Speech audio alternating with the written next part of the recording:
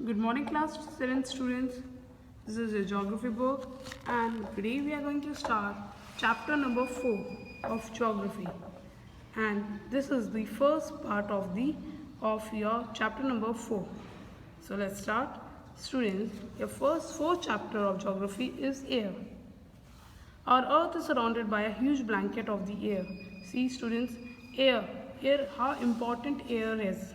You know that without air we are not going to survive. If the air, carbon dioxide, oxygens are not present in our atmosphere, it's very hard for us to live. We cannot survive only.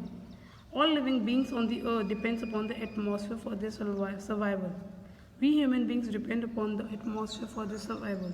It provides us air we breathe and protect us from the harmful effects of the sun rays. Because of the air, because of the atmosphere, we have the air which we breathe and protect us from, and it also protects us from the harmful effects of the sun rays. Without this blanket of protection, we could be baked alive by the heat of the sun during the day and get frozen during the night. If that atmosphere layer is not present, if that protective layer is not present, student, then in the daytime we are going to bake, means we are going to burn. The heat is so much that we will get baked, like we bake the cake at home.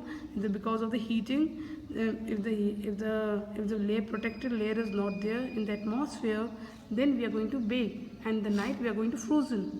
We become like frozen like an ice. So it is the mass of the air that made the temperature of the earth livable. It's because of the masses of the air that is present in the earth and the temperature that life living in earth is possible.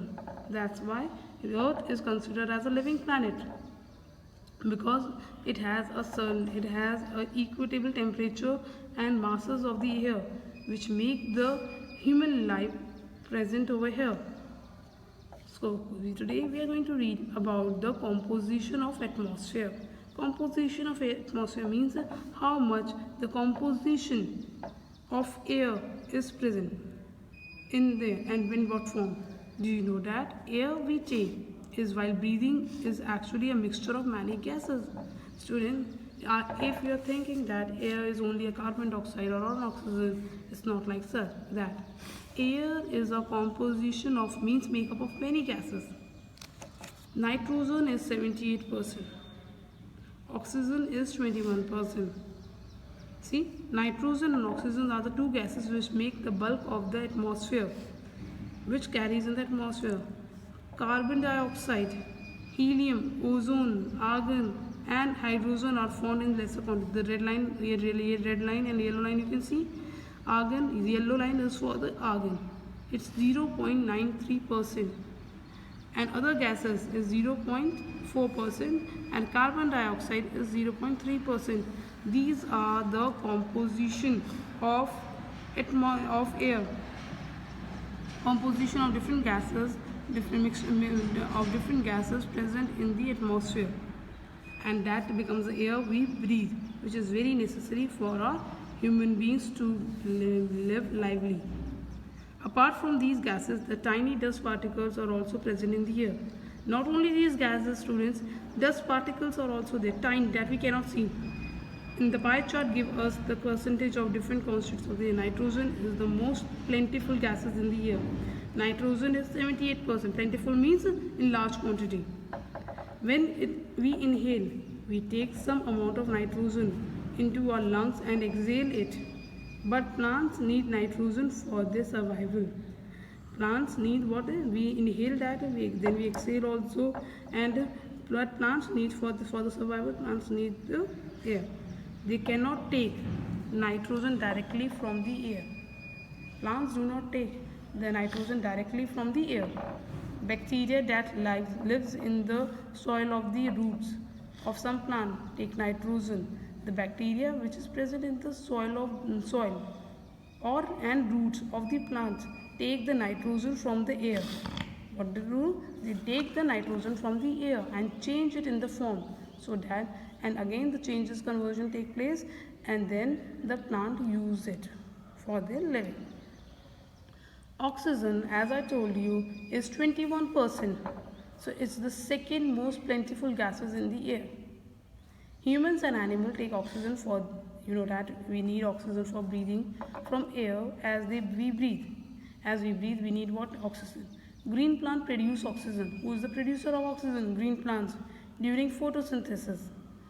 In this way, oxygen content in the air remain constant, and that's why the content in the air is present. The oxygen is present in the air. That's why students, trees are very important for us because they give us oxygen and which will help us in breathing. That's why if we cut trees, then it balance get disturbed, and if we started cutting trees, then the oxygen level will also decrease, and which is very harmful for the human beings, animals. Okay class, so that's why oxygen is very important, and planting of trees is also very important. Because why it is? Because it checks the balance and balance of the air present in the atmosphere. Carbon dioxide is another important gas. Green plants use carbon dioxide to make their food. If we want our plants to be healthy, the carbon dioxide should be there, and it's very important because green plants make their food from that and releases oxygen, and then only the oxygen will be released. Humans and animals releases carbon dioxide, and it's we human being who releases the carbon dioxide. The amount of carbon dioxide released by human and animals seems to be equal to the amount used by the plant, which make it perfect balance.